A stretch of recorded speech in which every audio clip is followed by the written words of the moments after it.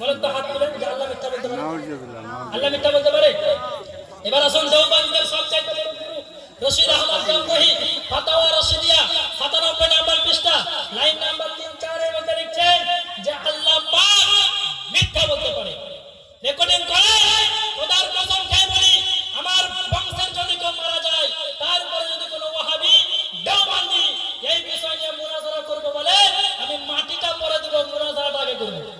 তাদের ইমামরা লিখছে আল্লাহ মিথ্যা বলতে পারে। এত বড় কথা বলার পর তুমি আমাদের যুবকরা দেখছে হাত বাঁধার হাতে রাফায় দান করতে হবে, নামাজে হাত ছাড়তে হবে।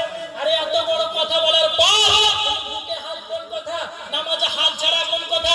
তুমি যদি কাবা ঘরের ভিতরে সেজদারত অবস্থায় পড়ে যাও, খোদার কসম খেয়ে বলি কাফির হয়ে মরবে, মুসলমান হয়ে মরবে না। আরে আজ পর্যন্ত কোন ইহুদি বলতে পারেনি আল্লাহ মিথ্যা বলতে পারে, খ্রিস্টান বলতে পারেনি আল্লাহ মিথ্যা বলতে পারে, নাসারা বলতে পারেনি আল্লাহ মিথ্যা বলতে পারে, হিন্দু বলতে পারেনি, ব্রাহ্মণ মিথ্যা বলতে পারে। আজ পর্যন্ত কোন শিখ বলেনি যে গুরু নানক মিথ্যা বলতে পারে। এই নিকৃষ্ট মাখলুক ওয়াহাবিদের কিতাবে লিখেছে আল্লাহ মিথ্যা বলতে পারে। জোরে বলেন নাউজুবিল্লাহ। মুসলমান বলছে আল্লাহ মিথ্যা বলতে পারে, তাই মুসলমান এই দলের মধ্যে যাওয়া হারাম আছে। কিছু লোককে দেখছি এরা ফিল্ডে নেমেছে, ওয়াহাবিরা যুবকদেরকে ক্যাপচার করার জন্য সোশ্যাল মিডিয়াতে কিনে রাফায় দান করতে হবে, নামাজে বুকে হাত বাঁধতে হবে। এদিকে তাদের ঈমান না, বুঝতে পারলেন? ঈমান নাই আর ওয়াই নিয়ে পড়ে আছে। আগে ঈমানের খবর নাও। তোমরা যে নবীর গুস্তাখি করেছো, আল্লাহর কসম খেয়ে বলে আবু জেহেলও করতে পারেনি। তোমরা যে নবীর বিয়াদবি করেছো, আবু লাহাব পর্যন্ত করতে পারেনি। আল্লাহ মিথ্যা বলতে পারে, এটা কোনো হিন্দুর আকীদা না। আছে কোন হিন্দুর আকীদা নাই। আবু জেহেলের মতো পাকা কাফির কোনদিন বলেনি যে আল্লাহ মিথ্যা বলতে পারে। তো আবু জেহেলের কুফরিকে ওভারটেক করে তোমরা আকীদা বানিয়েছো আল্লাহ মিথ্যা বলতে পারে। আগে নিজেকে মুসলমান প্রমাণ করে দাও, কিয়ামতের সকাল পর্যন্ত চ্যালেঞ্জ করছে। তো মুসলমান নিজেকে মুসলমান প্রমাণ করতে পারবে না, তো হাত বাঁধা দিতে বলবে? হ্যাঁ, বলেন। একজন আমাকে বলছে হুজুর তুমি আপনার সাথে ডিবেট করবে, বুঝতে পারলেন? আমাদের ডিবেট করবো, আমরা কোন বিষয় নিয়ে ডিবেট করবে? তা বলছে তারাবি 8 না 20, বুঝতে পারলেন?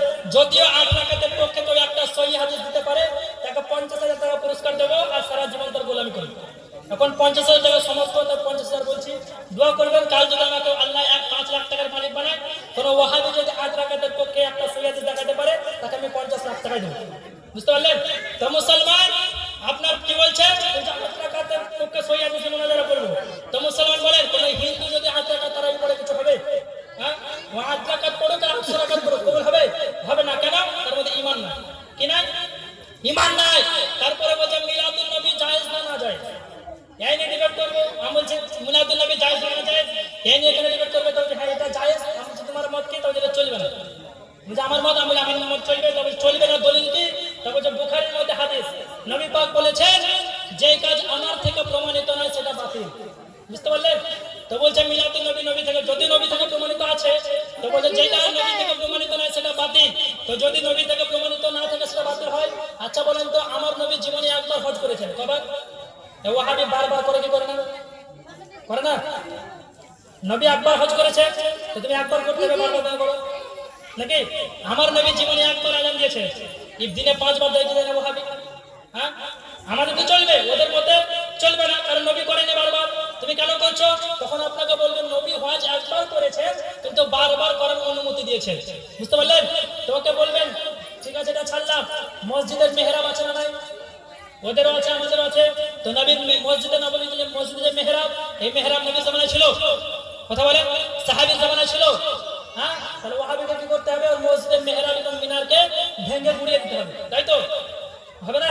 তো নবী করেনি, এটা তুমি কেন করছো? এটা যে উমর বিন আব্দুল আজিজের জামানা তৈরি হয়েছে, এরা হচ্ছে জাহিল মুসলমান। যদি কোনো দেওবন্দি মুসলমান মিলাদুন নবী যখন মাস আসে, ইমানদাররা খুশি হয় যে এই দিনে আমাদের নবী এসেছেন, আর কিছু সংখ্যক দাড়িওয়ালা শয়তান আছে যাদের চুলকানি শুরু হয়ে যায়। মুসলমান নাম দিচ্ছে আহলে হাদিস, সহিহ হাদিস ছাড়া মানবো না। উঠাও তোমার আব্বার কিতাব নওয়াব সিদ্দিক হাসান কা ভোপালি, কিতাবের নাম আশ-শামামাতুল আনবারিয়া, পৃষ্ঠা নাম্বার 12 এর মধ্যে ওয়াহাবিদের বাপ লিখছে নবীর মিলাদে যদি কেউ খুশি না হয় ওই ব্যক্তি মুসলমান নয়। কি নয়?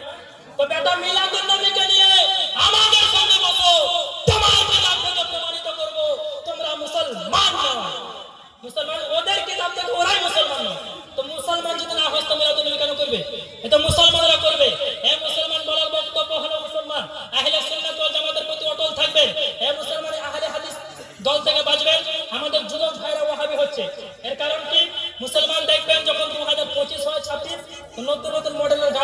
করে না? হ্যাঁ, 4 চাকা নেবেন, নতুন গাড়ি নতুন মডেলের 4 চাকা বের হয়, তখন কিছু প্রচুর পাতাতে ইমান রেখেছে আমার যুবক ভাইরা। ওরা মনে করছে যে 2036 ইসলাম পেয়েছি। এতদিনে ওই ইসলাম পেলো, মানে এতদিন কুত্তার বাচ্চা ছিল, মুসলমান ছিল না, আর বাপ দাদা সব জাহান্নামে চলে গেছে শুনলে বলে ও আজকে হাত ঝাড়ছে, মুখে হাত বাঁধছে, বলছে এটাই সঠিক মুসলমান। তো এটা যদি সঠিক হবে তো 300 বছর পূর্বে কোথায় ছিল? হ্যাঁ মুসলমান বলেন তো, 200 বছর পূর্বে ইসলাম ছিল কি ছিল না? কথা বলেন। 300 বছর পূর্বে ইসলাম ছিল কি ছিল না? 400 বছর পূর্বে, 500 বছর পূর্বে, 600 বছর পূর্বে, 700 বছর পূর্বে ছিল। হ্যাঁ মুসলমান, আপনাদেরকে আমি চ্যালেঞ্জ করছি, শুনেন, 1847 এর পূর্বে শুধু এই ফিলিস্তিন নয়, পুরো আপনার ভারতের মাটিতে নয়, পুরো পৃথিবীর মাটিতে কোন আহলে হাদিস, কোন দেওবন্দি যদি নিজের একটা মসজিদ দেখাইতে পারে, তাকে 50,000 টাকা মিষ্টি খেতে দেবে মুসলমান। 1847 এর পূর্বে তাদের কোন মসজিদ, কোন মাদ্রাসা তাদের কেন নাই, এটা প্রমাণ করে যে 1847 এর পর এই জামাতকে ইহুদি খ্রিস্টানরা তৈরি করেছে। 1847 এর পূর্বে আরে মুহাম্মদ রাসূলুল্লাহ 1500 বছর পূর্বে সুন্নি জামাত তৈরি করেছে। সুবহানাল্লাহ। তো মুসলমান আর একটা চ্যালেঞ্জ করতেছে, শুনেন, 1847 এর পূর্বে আমার নবীর মুখকে অস্বীকার করেছে এরকম কোন ইমাম আপনি দেখাতে পারবেন না। 1847 এর পূর্বে আমার নবীর প্রতি যে দাঁড়িয়ে ইয়া নবী সালামু আলাইকা পড়া হয়, নবীর প্রতি সালাতু সালাম পাঠ করা হয়, এই সালাতু সালামের বিদআত কেউ বলেনি। হে মুসলমান, 1847 এর পর এই সালাতু সালাম পড়াকে ইংরেজরা তৈরি করেছে। মুসলমান কে করেছে? ইংরেজরা তৈরি করেছে। আর নবীর সামনে যে দাঁড়িয়ে কিয়াম করি, এটা 1450 বছর পূর্বে সাহাবায়ে কেরাম আমার নবীর জন্য দাঁড়িয়ে কিয়াম করেছে। সুবহানাল্লাহ, যে বলবেন না সুবহানাল্লাহ। কারণ পূর্বে সকলে সুন্নি ছিল, কি ছিল? সুন্নি ছিল। আপনাকে আমি চ্যালেঞ্জ করলাম, কেউ বলবে যে ঠিক আছে ওয়াহাবি এতদিন থেকে ছিল না, এই সুন্নি বেরেনি, তুমি যে 1000 বছর পূর্বে পুরাতন 1500 বছর থেকে তোমার দলিল কি রয়েছে, তাকে আমি দলিল দিতে চাই। আজ থেকে 800 বছর পূর্বে গরিব নওয়াজের গুম্বাদের দিকে তাকিয়ে দেখো, গরিব নওয়াজের মাজারের উপরে যে গুম্বাদ রয়েছে এটা কোনো ওয়াহাবির তৈরি করা নয়, এটা সুন্নি জামাতের তৈরি করা। সুবহানাল্লাহ। আজ থেকে 1500 বছর পূর্বে আমার নবীর রওজার উপরে যে হারা গুম্বাদ দেখতে পাচ্ছেন, এটা কে তৈরি করেছে? সুন্নি জামাত করেছে। সুবহানাল্লাহ।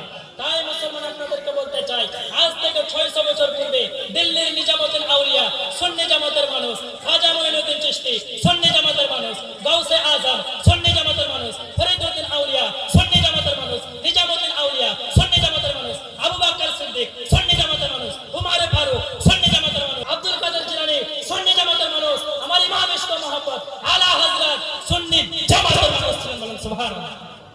সকলে ছিলেন সুন্নি। কি ছিলেন?